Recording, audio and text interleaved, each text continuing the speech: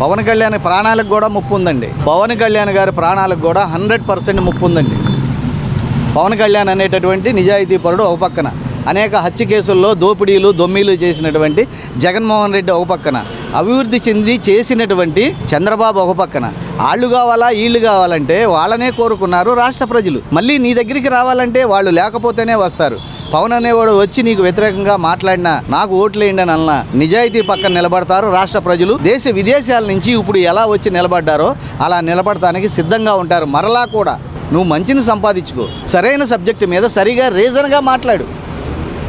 తొలి రోజే నువ్వు అసెంబ్లీకి రాకోకుండా రేపు ఢిల్లీ వెళ్ళాలనే ఆతృతతో ఒక ధర్నా చేసి, లేదు ఒక నల్ల కండువా వేసి అసెంబ్లీలో నేను నిరసన తెలిపేసి అలా వెళ్ళటం ఎంతవరకు సమంజసమో ఆలోచించు.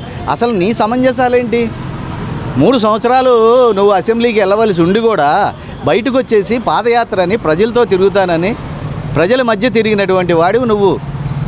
ఇదే టీడీపీ ఆ రోజు తీసుకున్న నిర్ణయాలను ఎప్పుడన్నా ఒక్కసారి క్వశ్చన్ చేసావా? ఇవాళ కూడా అదే విధంగా తప్పుకుంటానే చూస్తున్నావు. 18 మంది మినిమం లేనిదే ప్రతిపక్ష హోదా ఉండదు. ఏ విధంగా నువ్వు ప్రతిపక్ష నాయకుడిగా అడుక్కుంటున్నావు? వైనాట్ 175 అని 11 రెడ్డి, ఈ విధంగా నువ్వు ఇప్పుడు 11 అసెంబ్లీ సీట్లు తెచ్చుకుని అడుక్కుంటున్నావు. దేశాన్ని అడుక్కుంటా సిగ్గనిపించలేదా? ఎక్కడ పోయిందో ఎదుక్కో. నువ్వు కొట్టింది కార్యకర్తలుగా దెబ్బ, ఆ కార్యకర్తలు తిరిగి నిన్ను కొట్టారు. నువ్వు నమ్మింది వాలంటీర్లని, నీ ఎంపీలను కాదు, నిన్ను నమ్మిన సీనియర్ కార్యకర్తలను కాదు, అట్లాగే ఎమ్మెల్సీలను కాదు, మీ ఎమ్మెల్యేలను కాదు. అవునా?